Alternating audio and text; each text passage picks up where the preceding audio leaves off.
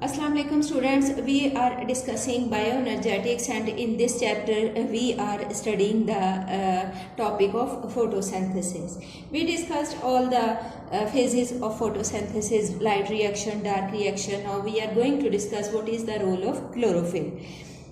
Chlorophyll has an important role, and without chlorophyll, which is a absorbing material which absorbs sunlight, and without chlorophyll, if sunlight is not absorbed, photosynthesis will not take place. That sunlight, when absorbed by the chlorophyll, will change into chemical energy, and that chemical energy will drive the process of photosynthesis. When sunlight falls on the leaf, it is changed into chemical energy, and that chemical energy in the leaf, that drives the process of photosynthesis. And when light falls on the leaf, only 1% is absorbed, and 99% of light will be reflected back to the atmosphere. And different wavelengths are not only differently absorbed by photosynthetic pigments, but it also very differently effective in photosynthesis. The blue and the red light carry out the more photosynthesis, because that wavelength is absorbed very effectively. And photosynthetic pigments are organized in the form of clusters. Photosynthetic pigments are organized in the form of clusters, and these are called photosystems in the thylakoid membrane. Chlorophyll A, that is the main photosynthetic pigment. Chlorophyll A is the main photosynthetic pigment, and that green color shows its importance, and that absorb the more light. Other pigments, chlorophyll B and carotenoid, are accessory pigments. Accessory mean these are the supporting pigments.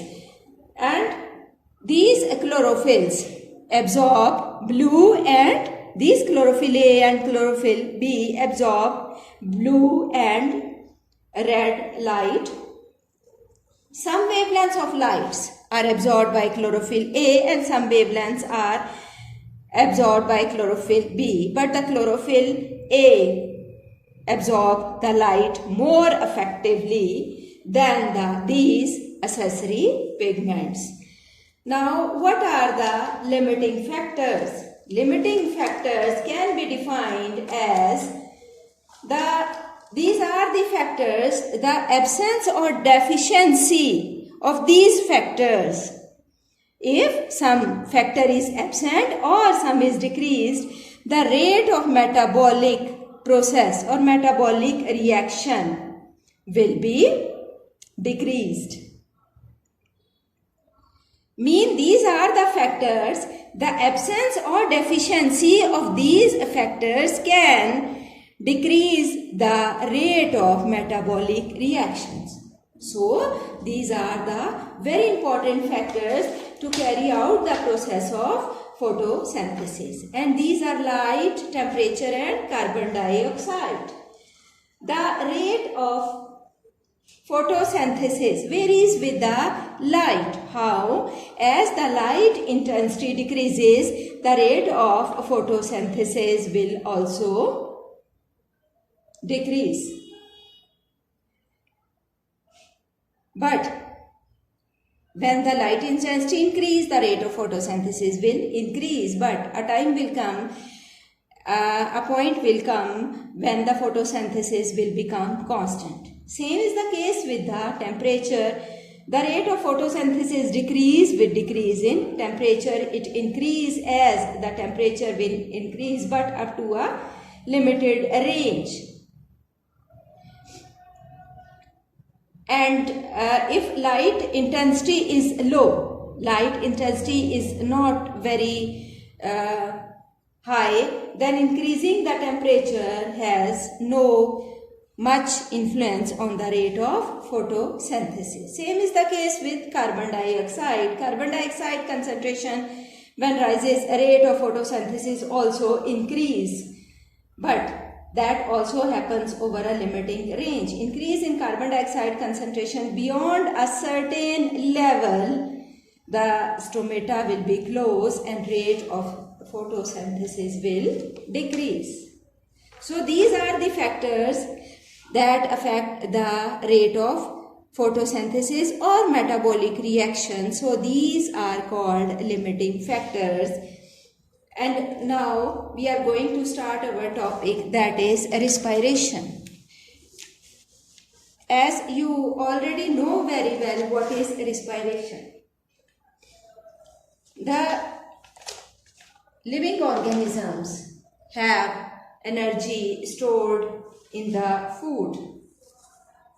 And when they required energy, the breakdown of the food material will take place. When they perform functions and they need energy to perform different activities, they get energy by breakdown of the food. Food has energy in the form of carbon-hydrogen bond, that is carbon-hydrogen bond. In glucose and in all the food molecules, these bonds are present, and by breakdown of these bonds, energy is released, and that breakdown will take place in the process of respiration. So this is the definition of respiration. Respiration is the breakdown of carbon-hydrogen bond and energy is released, and that energy, when released from these bonds, that will be stored in the form of ATPs that will be utilized to perform its activities. The other is anaerobic respiration. This is aerobic respiration that takes place in the presence of oxygen, and anaerobic respiration that takes place in the absence of oxygen, in which oxygen is not provided available in sufficient amount, and aerobic respiration in which free oxygen is available. In aerobic respiration, all the carbon-hydrogen bonds will break and the energy stored in the food will be released, and that energy will be stored in ATP molecules that will be utilized by the organism to perform activities. And in anaerobic respiration, when oxygen is not freely available, so all the bonds will not break and all the energy will not be released. That process is also called fermentation. It is again of two types. One is alcoholic fermentation and other is lactic acid fermentation. Alcoholic fermentation is the one in which end product is alcohol, and lactic acid fermentation is the one in which the final product is lactic acid. Now, one important thing is that in both aerobic and anaerobic respiration, first step it will be same. The food or the glucose in both aerobic and anaerobic respiration first change into pyruvic acid and then pyruvic acid. That step will be same in both aerobic and anaerobic respiration. If oxygen is available freely or oxygen is not available freely, the first phase will be same. Glucose will change into pyruvic acid, and the pyruvic acid will change into carbon dioxide and water in aerobic respiration, and that will change into alcoholic or lactic acid in the second type when oxygen is not available properly. And these two types we will discuss in our next lecture.